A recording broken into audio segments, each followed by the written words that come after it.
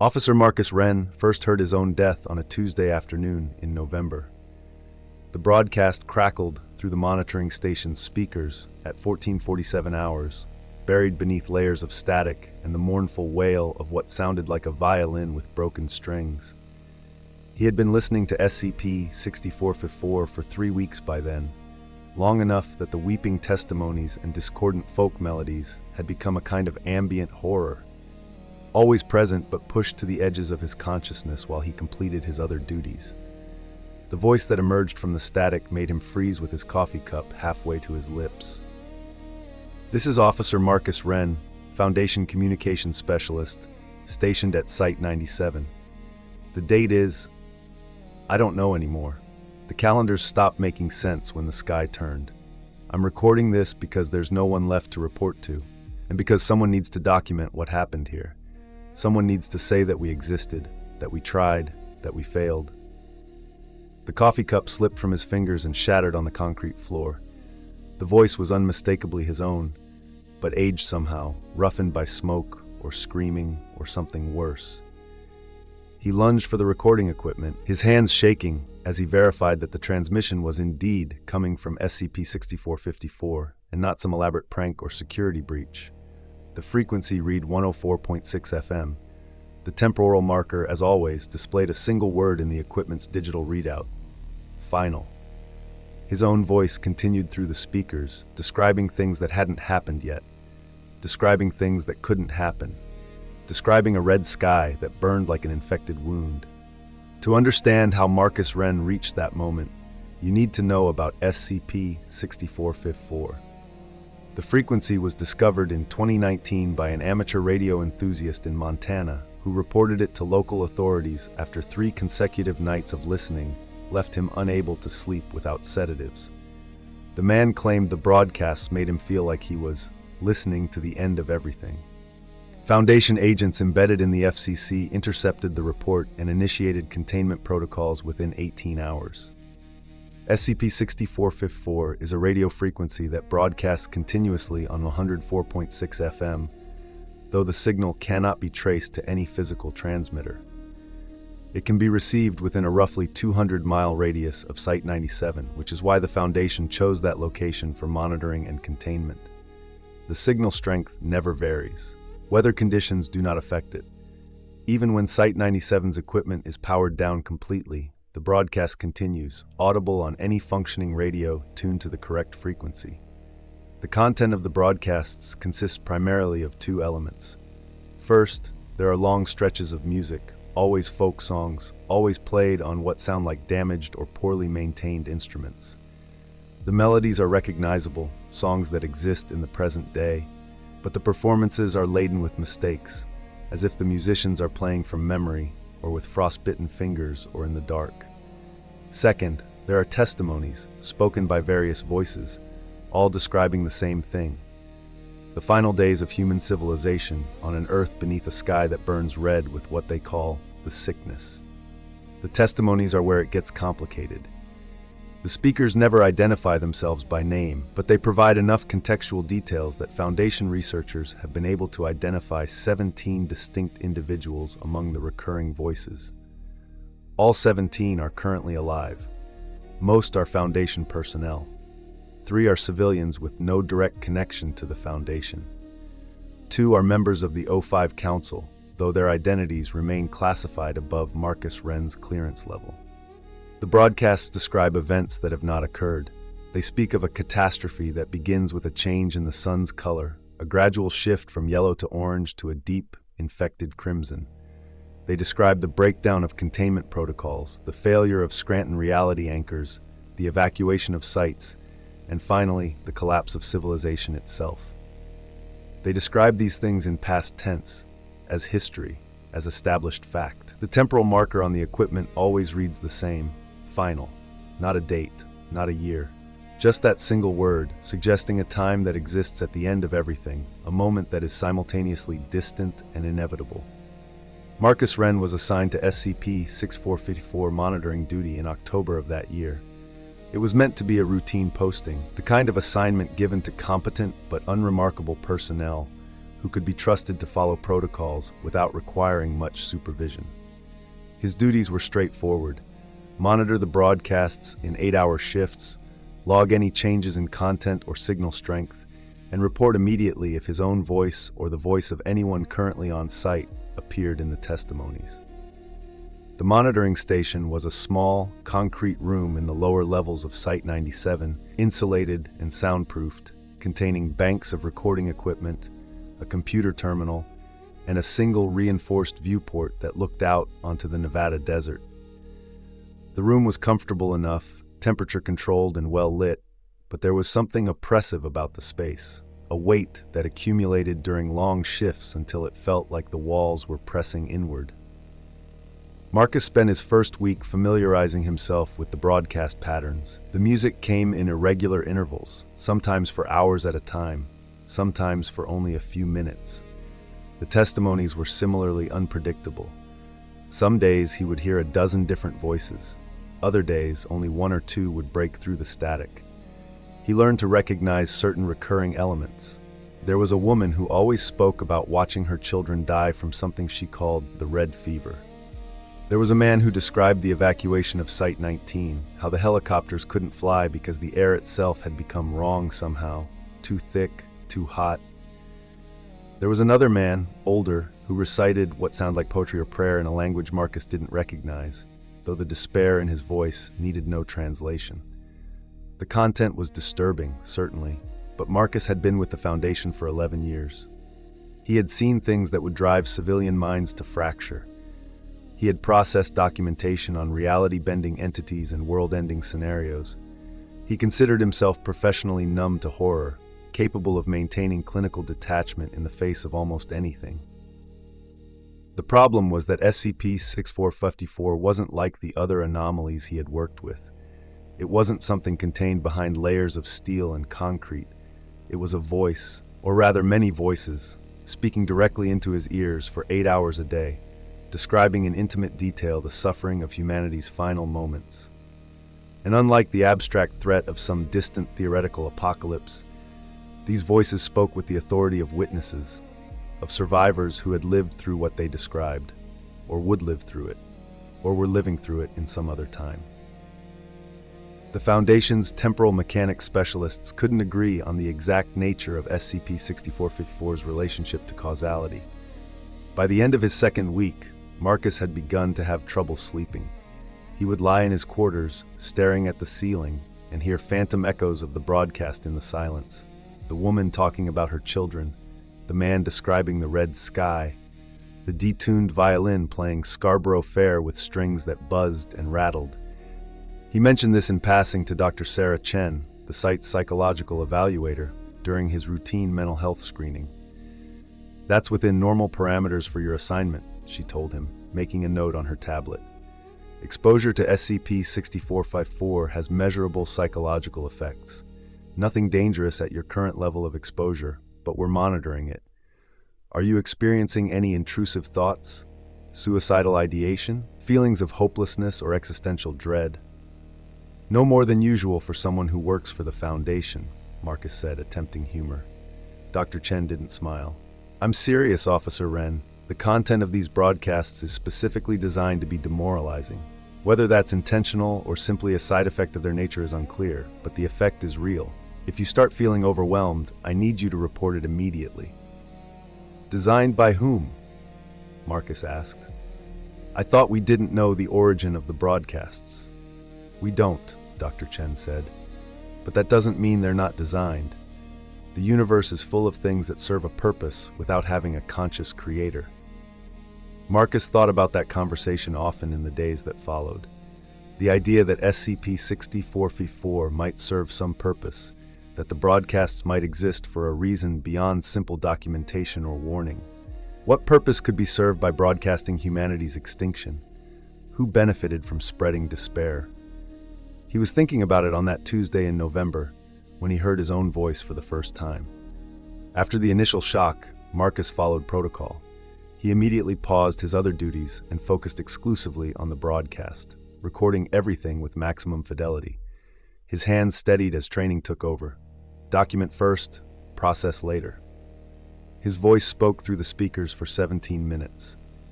It described the progression of the sky's transformation, how the sun had begun to change 3 weeks ago, becoming gradually more orange with each passing day. It described the reaction of the site director, how she had initially dismissed it as a natural atmospheric phenomenon, then as a localized anomaly, and finally as confirmation that SCP-6454's predictions were beginning to manifest in the present. "We tried to evacuate," his future self said. "We followed the protocols, initiated emergency procedures, requested extraction for all personnel. But the sky was spreading, moving outward from Site 97 like a stain. The helicopters that came for us, they flew into the orange zone and just stopped responding.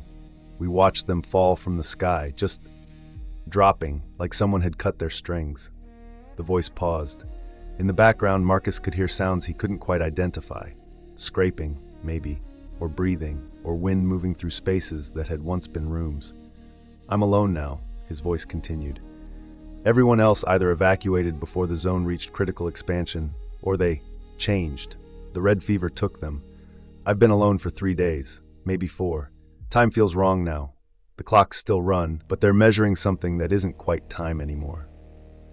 I'm making this recording because I need to believe that someone, somewhere, will hear it. That this isn't just happening in a pocket of abandoned causality. That the past still exists. That there's still a world where the sky is blue and people are alive and the Foundation is still fighting to protect them." Another pause, longer this time. "If you're hearing this, if you're monitoring SCP-6454 before all this happens, then I need you to understand something. You can't stop it. We tried everything. Every protocol, every countermeasure, every anomalous object in containment that might have helped. Nothing worked. The red sky isn't an enemy you can fight. It's not an invasion or an attack. It's just the future. It's what comes next, and it's already there, waiting, in every moment that hasn't happened yet." The broadcast dissolved into static, then music resumed. The violin again playing something that might have been Amazing Grace if the strings hadn't been so badly out of tune. Marcus sat motionless at his station, his mind racing. Protocol required him to report this immediately to Site Command. The appearance of on-site personnel in the SCP-6454 broadcasts was classified as a Level 3 predictive event, requiring immediate evaluation and possible implementation of preventative protocols. But something made him hesitate. He looked at the viewport, at the desert visible beyond the reinforced glass. The sun was setting, painting the sky in shades of orange and red that were probably completely natural and normal and had nothing to do with the broadcasts, probably. He picked up the phone to call Site Command, put it down, picked it up again. The music played on, melancholy and broken. Marcus made the call. Site Director Elizabeth Vance arrived at the monitoring station within 20 minutes, accompanied by Dr. Chen and Dr. Harold Kim, the site's lead researcher on temporal anomalies. They listened to the recording in silence, their faces professionally neutral, but their body language betraying increasing tension. "Timestamp on the recording?" Director Vance asked when it finished. 447 hours, November 19th. Marcus said, "The broadcast lasted 17 minutes and 32 seconds. I verified multiple times that it was coming from SCP-6454 and not from any internal source." "Voice analysis?" Dr. Kim asked. 97.3% match to Officer Wren's voice print, Dr. Chen said, checking her tablet. "Accounting for audio degradation and apparent aging of the vocal cords, it's definitely him." Director Vance turned to Marcus. "How are you feeling, officer?" "Disturbed," Marcus said honestly, "but functional." "Any unusual experiences over the past few weeks? Dreams, premonitions, feelings of déjà vu?" "Nothing beyond the normal psychological impact of monitoring the broadcasts." Director Vance nodded slowly. She was a tall woman in her 50s, with steel gray hair and the kind of face that suggested she had seen terrible things and made terrible decisions and lost sleep over both. "Officer Wren, I'm going to be direct with you. The appearance of your voice in the broadcasts changes your status. As of now, you're a potential precognitive subject, which means we need to monitor you more closely. This doesn't mean you're being removed from your duties, but it does mean additional oversight and psychological evaluation." "I understand," Marcus said. Do you? Director Vance's eyes were hard. Because I need you to really understand what this means.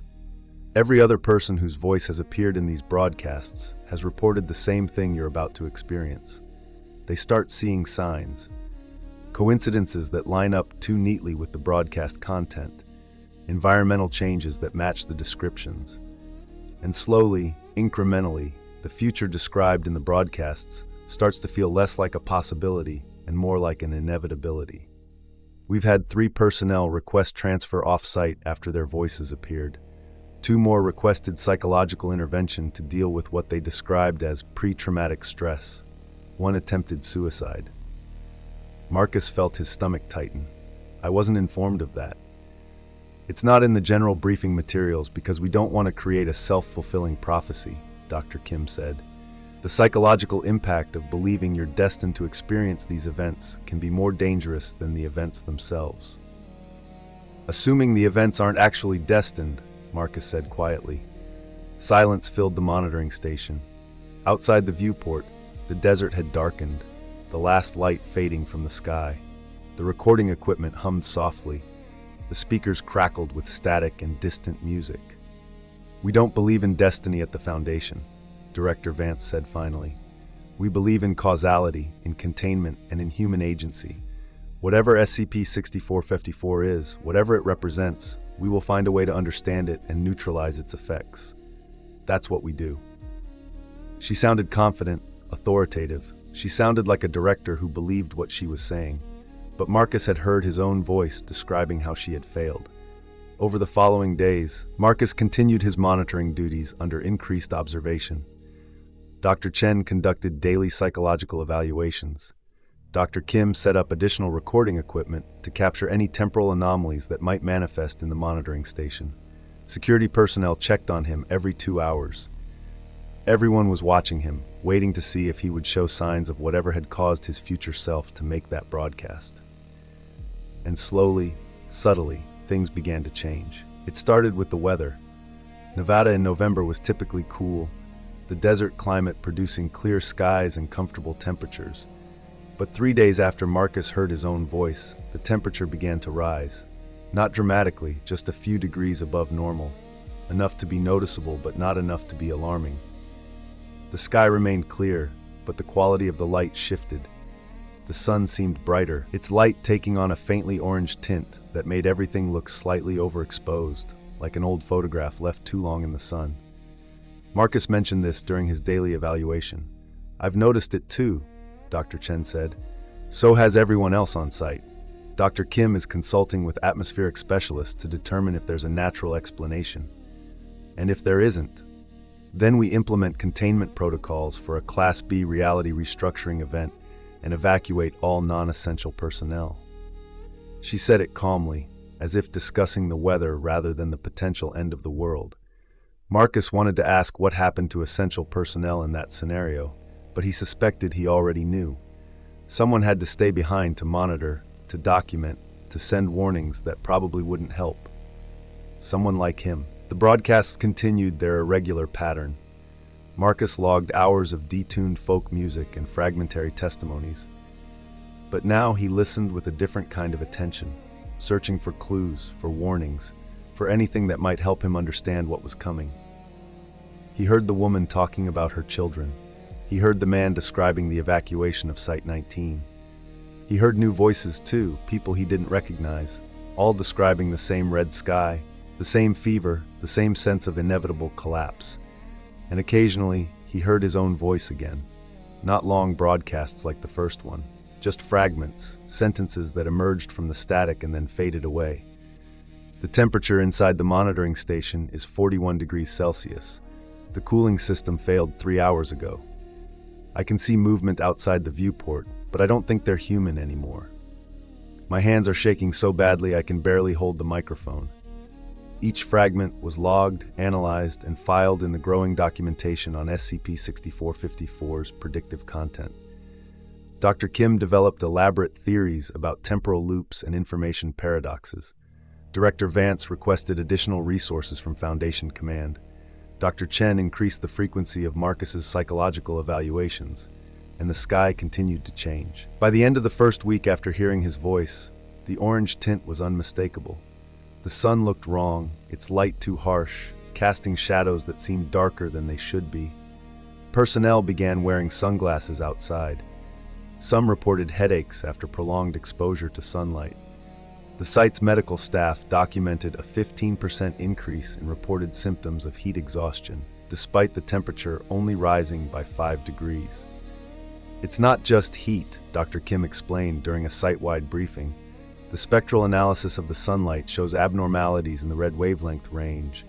Something is happening to the sun itself, or to the way light is traveling between the sun and Earth. We're coordinating with other Foundation sites to determine the extent of the phenomenon. Is it localized to Site 97? Someone asked. No, Dr. Kim said, and the room fell silent. It's spreading, slowly but measurably. The effect appears to be radiating outward from our location at a rate of approximately 3 miles per day. Marcus felt eyes turning toward him. He was the one who had heard his own voice first. He was the one whose future self had described this exact phenomenon. In the minds of his colleagues, he had somehow become associated with the change, as if by hearing the prophecy he had triggered its fulfillment. He wanted to protest that correlation wasn't causation, that he was just a monitor, just someone who happened to be listening when the broadcasts revealed what was coming. But he remembered his future self's words. It's just the future. It's what comes next, and it's already there, waiting, in every moment that hasn't happened yet. The second week brought new developments. 3 personnel requested immediate transfer off-site. Director Vance approved all 3 requests without hesitation, though Marcus noted that she looked older, more tired, as if the weight of command had suddenly increased. The broadcasts from SCP-6454 became more frequent. The music played for shorter intervals, replaced by longer testimonies from more voices. Marcus recognized some of them now. Dr. Kim's voice appeared describing the failure of the Scranton reality anchors. A security officer named Patterson spoke about the evacuation attempt, his words matching almost exactly what Marcus's future self had described. And Marcus kept hearing his own voice, always in fragments, always describing things that were getting closer to the present moment. It's been 12 days since the sky started changing. Director Vance ordered the final evacuation this morning. I volunteered to stay behind. I don't think I'm going to make it to tomorrow. Each broadcast was like a countdown, marking the distance between his present and his future, between the person he was and the person he would become. The psychological weight of it was crushing. Dr. Chen noticed, of course. She was good at her job. You're experiencing pre-traumatic stress, she told him during an evaluation. Your mind is trying to process trauma that hasn't happened yet, which creates a kind of temporal cognitive dissonance. The brain isn't designed to handle memories of the future. They're not memories, Marcus said. They're broadcasts. To your subconscious, there's no difference. You're hearing your own voice describing terrible events, and your mind is treating those descriptions as if they're recalled experiences rather than predictions. It's causing all the same symptoms as PTSD: hypervigilance, anxiety, intrusive thoughts, difficulty sleeping. So what do I do? Dr. Chen hesitated. Honestly, I don't know. The standard treatments for PTSD don't apply because the trauma is still in the future. We can't process and integrate an experience that hasn't happened yet. All we can do is try to maintain your psychological stability until we figure out how to prevent the events described in the broadcasts. And if we can't prevent them? She didn't answer. That night, Marcus stood at the viewport in the monitoring station and stared out at the desert. The sun had set hours ago, but the sky still held a faint orange glow, as if the horizon was burning slowly, impossibly, beyond the edge of sight. Behind him, the speakers crackled with music. A guitar this time, playing something mournful and slow.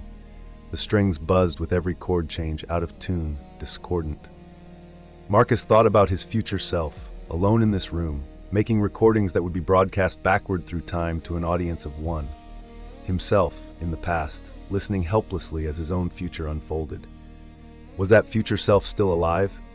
Or was Marcus listening to a dead man's voice, preserved and transmitted by whatever mechanism powered SCP-6454? Did it matter?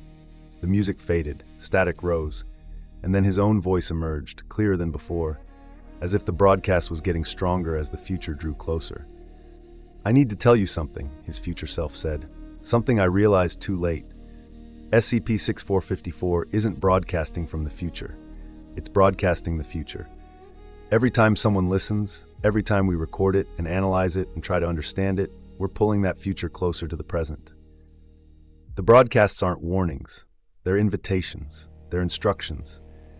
And by listening, by hearing our own voices describing what comes next, we're making it real." Marcus felt ice spread through his chest. The red sky exists because we heard about it. The fever exists because we documented it. The collapse exists because we prepared for it. We created SCP-6454 by trying to contain it. We're the source and the destination, the broadcaster and the audience, trapped in a loop of our own making. A pause. Breathing. Something that might have been laughter or sobbing. And the worst part, even knowing this, I can't stop broadcasting, because somewhere in the past, I'm listening. And I need to warn myself, even though the warning is what causes everything to happen. I need to speak, even though speaking is what condemns us. Because what else can I do?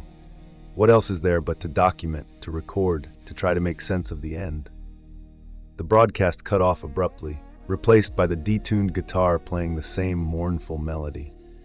Marcus stood frozen at the viewport, his mind racing through the implications, a self-fulfilling prophecy, a temporal loop.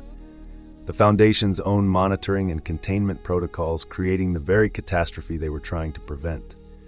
He should report this immediately. This was crucial information that could change everything about how they approached SCP-6454.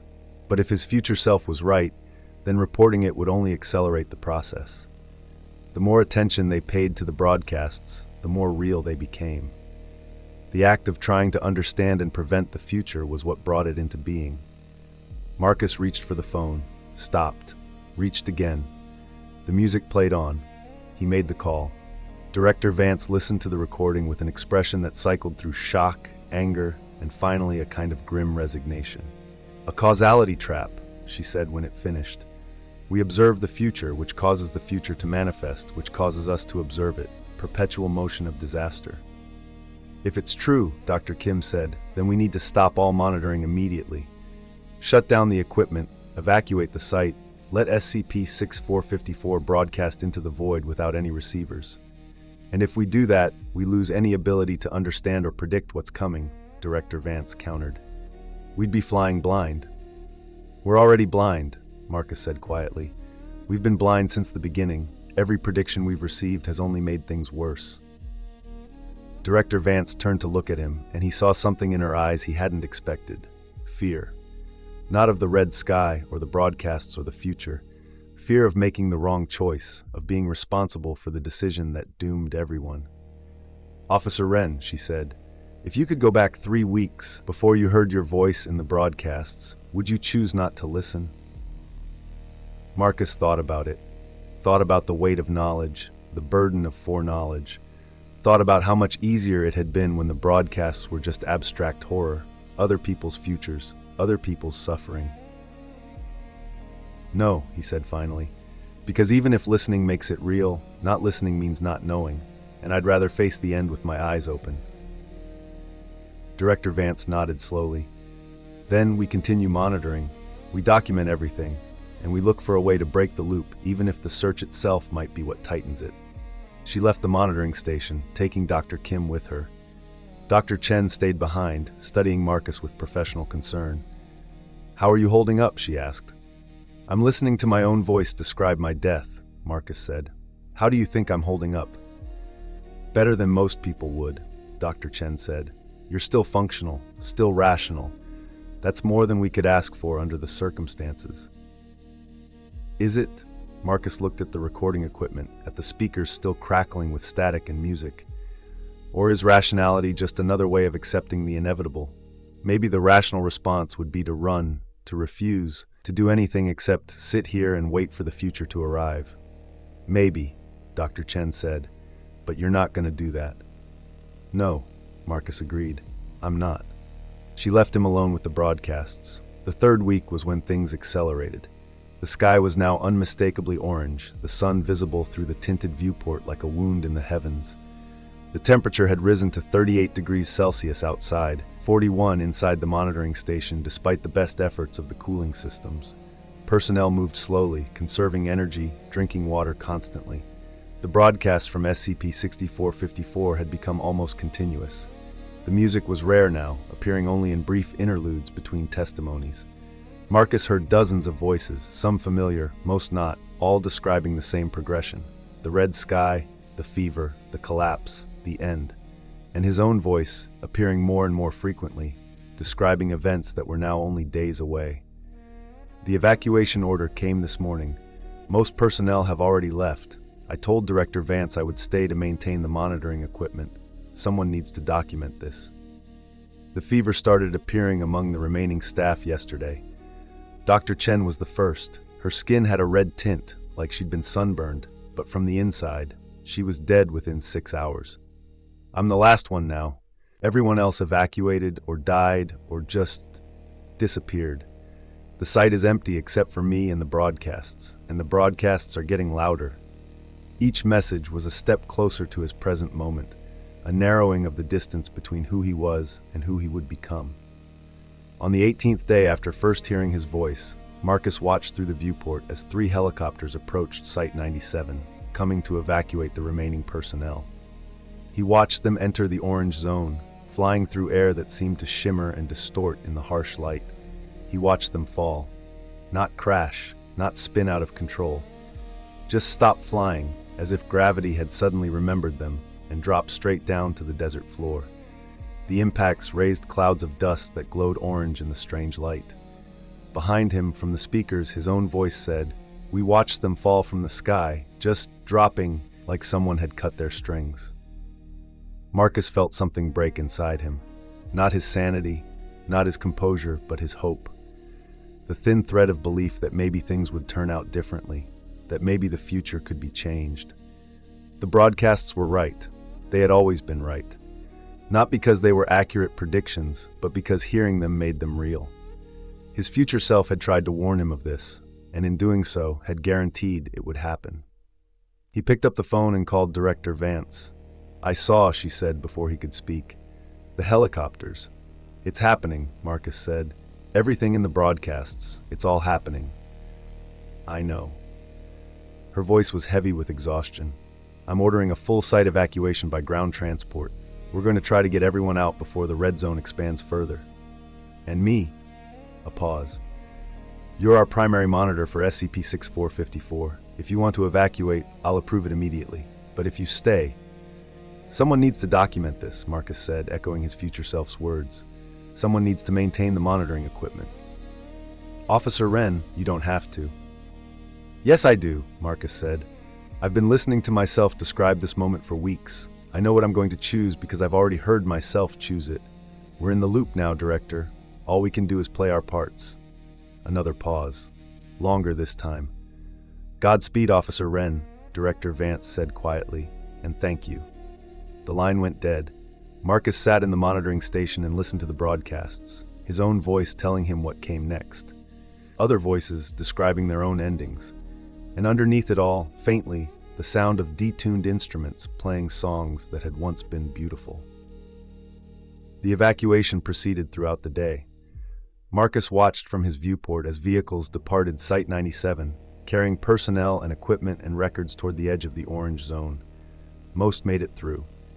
Some didn't, stopping suddenly as if the drivers had forgotten how to drive, or perhaps forgotten why they were driving, or maybe just decided that there was nowhere worth driving to. By evening, the site was empty, except for Marcus and perhaps a few others who had chosen to stay behind. He didn't know who they were. He didn't try to find out. Everyone was alone now, in their own rooms, facing their own futures. The temperature in the monitoring station reached 41 degrees Celsius. The cooling system was failing, just as his future self had described. Marcus drank water from the emergency supplies and tried to stay focused on the broadcasts.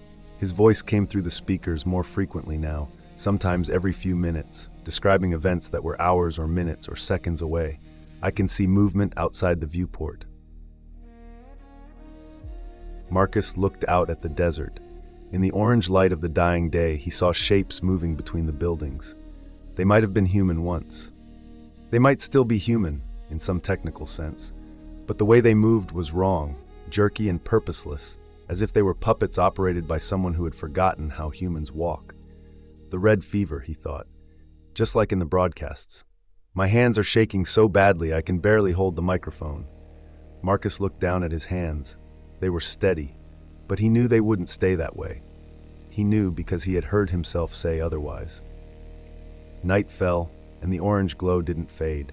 The sky burned with a constant light, sourceless and sickening. Marcus sat at his station recording everything, documenting the end because that was his job, his purpose, his reason for staying. The broadcast continued, his voice, other voices, music that was barely music anymore, just noise shaped by the memory of melody. And then, at 23:47 hours, something changed. The recording equipment began to whine, a high-pitched sound that grew rapidly in volume and intensity. The speakers crackled with feedback. The digital readouts flickered and jumped, showing impossible values, times that didn't exist, frequencies that couldn't be real. Marcus tried to shut down the equipment, but the controls didn't respond. The broadcast was taking over, amplifying itself, using the monitoring station's own hardware to increase its signal strength. The sound grew louder, filling the room, filling his head, filling everything. Not just his future self's voice anymore, but all the voices, all the testimonies, all the music, all the static, everything that had ever been broadcast on SCP-6454, playing simultaneously in a deafening roar of information and despair. Marcus clapped his hands over his ears, but it didn't help. The sound wasn't coming through his ears anymore.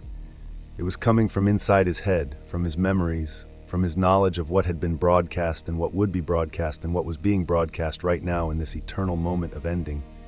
And then, suddenly, silence. Complete and absolute silence. Marcus lowered his hands. The equipment had stopped. The speakers were dead. The readouts showed nothing but zeros. He turned to the viewport. The sky outside was red, not orange anymore, not the sickly tint of the past 3 weeks, but a deep arterial red, the color of infected blood, the color of fever, the color his future self had described in the broadcasts. The red sky had arrived. Marcus stood and walked to the viewport, pressing his hands against the reinforced glass. The desert below was transformed, the sand glowing crimson in the light from above. The shapes he had seen earlier were gone, or perhaps they had simply become indistinguishable from the shadows, which were now the same red as everything else. He thought about his future self, the one who would make the broadcasts. Was that person him? Was Marcus about to become that person, to pick up a microphone and start describing what he was seeing, knowing that his words would travel backward through time to torment his past self? Or had he already done it? Had the broadcasts he'd been listening to for 3 weeks been coming from this moment, from this room, from his own mouth as he stood here watching the red sky? Time felt wrong. The clocks still ran, but they were measuring something that wasn't quite time anymore. Marcus walked back to the recording equipment. It was still dead, but there was a microphone there, connected to nothing, its cables severed or simply ending in empty air. He picked it up. He began to speak. "This is Officer Marcus Wren, Foundation Communications Specialist, stationed at Site 97. The date is, I don't know anymore. The calendar stopped making sense when the sky turned. I'm recording this because there's no one left to report to, and because someone needs to document what happened here. Someone needs to say that we existed, that we tried, that we failed." The words came easily, naturally, as if he'd practiced them, as if he'd heard them before, as if he was simply reciting lines from a script written by his future self, who was also him, who had always been him. He described the progression of the sky's transformation. He described the evacuation attempt and the falling helicopters. He described the red fever and the shapes moving in the crimson light. He described being alone, being the last one, being the final voice speaking into the void. And as he spoke, he understood. SCP-6454 wasn't broadcasting from the future. It was broadcasting from the eternal now, the moment that existed at the end of all moments, where past and future collapsed into a single point of observation. Every testimony, every voice, every fragment of music was coming from that point, from people who had reached the end and found themselves unable to stop speaking, unable to stop describing what they had experienced, even though their descriptions were what had caused them to experience it. The loop wasn't just temporal, it was existential. The act of witnessing the end created the end, and the end created the need to witness it, forever, in a cycle that had no beginning because it had always been happening. Marcus set down the microphone. He looked out at the red sky, and he understood that this was not the end, because the end had no meaning in a loop. This was just the point where the beginning and the ending met, where the broadcasts originated and terminated, where he became the voice he had been listening to all along. Somewhere in the past, 3 weeks ago, a version of him was sitting at this same station, hearing these same words, beginning the journey that would lead here. And somewhere in the future, another version of him would do the same thing, listening and traveling and arriving at this same moment of red sky and terrible understanding. The monitoring station's emergency lights flickered on, bathing the room in a dim red glow that matched the sky outside. Marcus sat down at his station. He picked up the microphone again. He began to speak. And somewhere, somehow, in a time that was simultaneously past and future and present, Officer Marcus Wren began to listen.